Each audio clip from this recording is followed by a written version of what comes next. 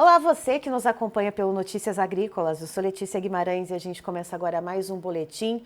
Vamos falar sobre o mercado do leite, entender como é que ficou o pagamento feito neste mês de janeiro, finalzinho do mês, referente ao leite captado no mês de dezembro, pago ao produtor. E quem está aqui com a gente para falar sobre isso é a Natália Grigol, que é pesquisadora do CPEA, o Centro de Pesquisas em Economia Aplicada da Exalc USP. Natália, seja muito bem-vinda. É um prazer estar com vocês, eu que agradeço. Prazer é todo nosso. E Natália, mais um mês de queda no pagamento. Eu queria que você nos trouxesse o contexto de quantos meses consecutivos já temos de queda no preço pago ao produtor? Ai, a gente está observando aí quedas, né, no preço ao produtor desde outubro de 2024, então em dezembro, né, o fechamento do ano encerra com a terceira queda consecutiva e por conta desse movimento de aumento de oferta, né? Engraçado, porque quando a gente olha esse panorama de 2024, os preços se sustentaram, né, numa crescente aí até outubro, depois a gente teve o último trimestre marcado pela queda de preço, porque a gente viu aí uma aceleração na produção. Então, aumentou a oferta, com isso pressionam as cotações. E aí o preço ao produtor desvalorizou, né? Na média Brasil fechou aí a 2,58, que foi um recuo de 2,7% em relação a novembro de 2024. Mas ainda assim, quando a gente compara, né, o anual, a gente vê uma valorização de 21% em termos reais. Então, de fato, o ano termina ainda com os preços mais elevados do que no mesmo período de 2023, que é um indicativo também de que o ano de 2025 também começa com preços mais elevados do que em 2024. E Natália, olhando pelo viés, você falou da questão da oferta, né? A gente tem uma oferta maior no campo e isso motiva esses preços mais pressionados para baixo. Eu queria saber como é que está do lado da demanda. Existe uma demanda que ela está enfraquecida ou a demanda ela não consegue ser forte o suficiente para evitar que, perdão, essa demanda ela está boa, mas ela não é boa o suficiente para evitar essas quedas mais proeminentes? Tem dois modos da gente analisar essa situação. O modo mais conjuntural, que a gente vai olhar a situação do setor como um todo, e o modo mais pontual, que vai explicar a movimentação aí no curtíssimo prazo, que é a negociação mensal, né? Quando a gente olha no fator conjuntural, o que que a gente vê? O Brasil não é autossuficiente na produção de lácteos para o nível de consumo que ele tem. Então, a gente precisa de importação. E aí a resposta, né, para pensar essa demanda em 2024, ela teve aquecida ou não? Ela teve. Ela teve aquecida sim. Tanto que a gente registrou recorde de importação em 2024 de novo. Então, o que a gente não conseguiu produzir para dar conta dessa demanda, teve que vir de fora, né? Inclusive, houve momentos chaves aí durante o ano de 2024 em que houve até um certo desabastecimento da indústria, o que ajudou a prolongar aquele movimento de alta, né, dos preços.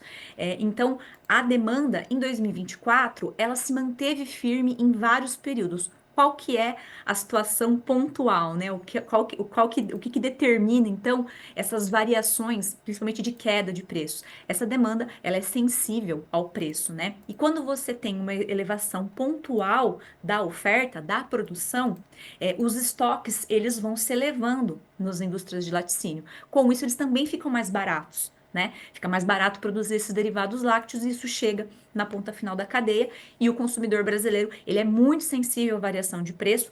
Você tem essa parcela dos lácteos importados que entram, né, no setor e acabam também pressionando as cotações, porque são lácteos mais competitivos. Então, assim, de uma maneira geral, o consumo ficou fortalecido em 2024 e em dezembro, mesmo que a gente tenha visto aí queda do preço, ela é muito mais ocasionada por uma alta nos estoques, né, do que realmente por uma retração da demanda. Agora, claro que a gente vai escutar, né, do setor, poxa, mas a demanda não está forte o suficiente. Sim, porque ela ainda é muito sensível à variação dos preços e à variação da renda.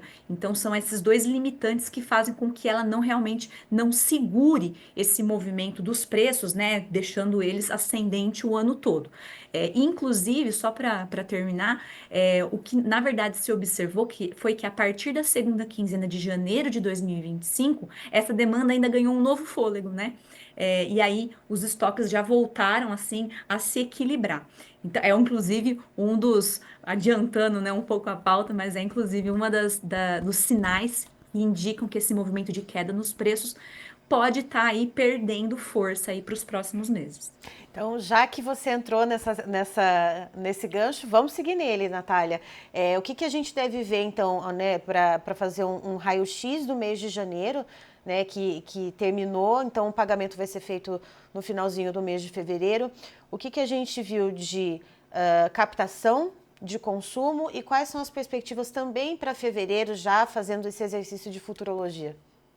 Bom, para o consumo, como eu comentei, né, houve aí um relato de que a partir da segunda quinzena o consumo se aqueceu um pouco mais, estabilizou um pouco mais os estoques, elevou o preço aí, por exemplo, do leite spot, e a gente já começou a observar para algumas bacias leiteiras que a captação, ela ou começa a se estabilizar, ou ela começa a perder ritmo, a cair, né? Existem bacias leiteiras que estão com alguns problemas climáticos, sobretudo calor, seca, a gente tem ali norte do Rio Grande do Sul, por exemplo, e aí você vê que esse movimento de alta, né, na oferta, alta da produção, favorecida pela questão do clima, que é a safra da produção, já começa a se estabilizar esse crescimento.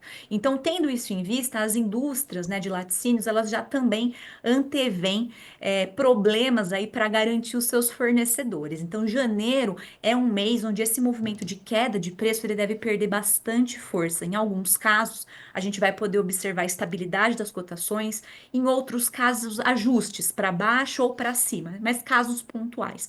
A ideia, o que está ganhando força, né, na perspectiva dos agentes, é que janeiro já comece a mostrar esse movimento de queda muito mais fraco, tendendo aí a uma estabilidade.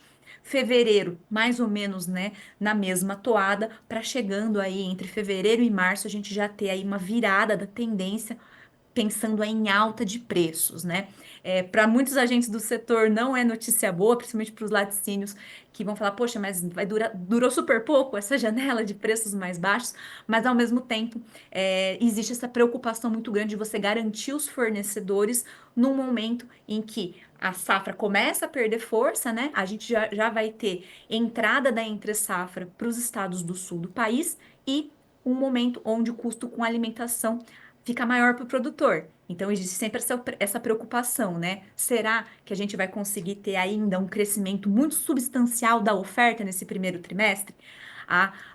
Nesse momento, já se especula que esse crescimento pode estar aí já entrando numa curva de maior estabilidade, o que vai com certeza, né, frear esse movimento aí de queda a partir de fevereiro.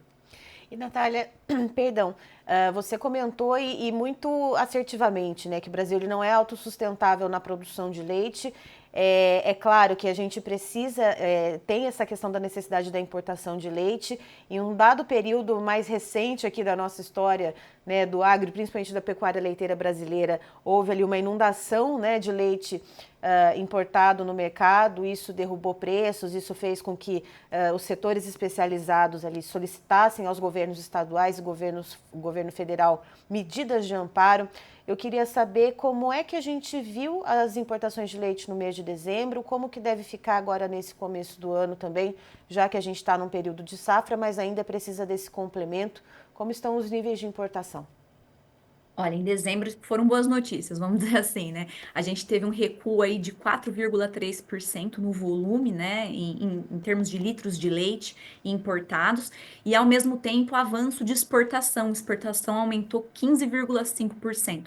Quando a gente pega no agregado, né, anual, a gente vê sim um aumento muito grande das importações, um novo recorde, vamos assim dizer, né, de importações somaram aí 2,35 bilhões de litros em equivalente leite, então a gente está falando de uma quantidade aí, uns 10% da nossa produção, né, mas da nossa industrialização de lácteos, né, do total que vira lácteo, mas a gente também observou um aumento bem interessante de exportação, quase 25% que se elevou de exportação. Claro que a comparação da grandeza desses volumes é bem diferente. A exportação ela somou aí 98 milhões, né, de litros. Então, importa bilhão, exporta milhão, né?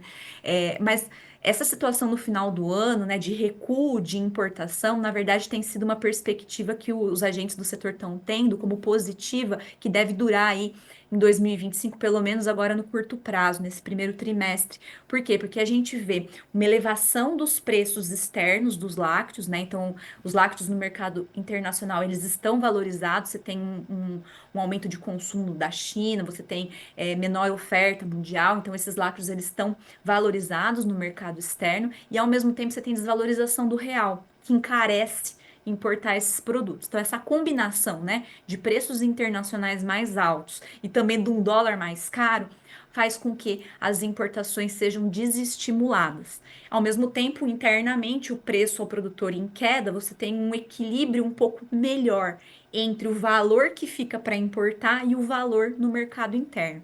Então, esse momento é uma, vamos dizer assim, uma conjuntura, né, um alinhamento dos astros. Você tem um espaço, um espaço interessante para o setor, onde as importações não devem pressionar tanto, né, nos próximos meses. Essa é a expectativa que se tem. É um momento interessante para se pensar um planejamento, para essa produção crescer, porque a gente precisa que ela cresça, né? Mas sem que você tenha derrubadas bruscas de preço e também de rentabilidade, né? Então, nesse momento, a expectativa do setor ela é positiva em relação a essas negociações no mercado externo, né? Com aí desfavorecimento de importação e ainda mantendo, né, um up, um plus a mais para se pensar em exportar, porque você tem a moeda competitiva aí para exportação. Perfeito, Natália. Muito obrigada pelas informações. Você e, como eu sempre digo, todo o time do CPEA, cada um dentro da sua área de atuação, vocês são sempre muito bem-vindos aqui com a gente no Notícias Agrícolas. Eu que agradeço a oportunidade de estar com vocês e fica até uma próxima. Até! Tá aí, estivemos com a Natália Grigol, pesquisadora do CPEA, nos trazendo as informações sobre o mercado do leite, leite captado no mês de dezembro e cujo pagamento foi feito agora no finalzinho do mês de janeiro. Foi a terceira queda no pagamento ao produtor consecutiva. E isso, claro, advém de uma oferta maior de leite no campo, né? O período de safra, período de mais chuvas, período de mais produção e maior oferta. Mas, segundo a Natália, a tendência é que nos próximos meses, ou mais especificamente no próximo pagamento que vai ser feito no finalzinho de fevereiro, referente ao leite captado neste mês de janeiro, é que esse movimento de queda ele tenha um enfraquecimento e possa chegar até num patamar de estabilidade de preço.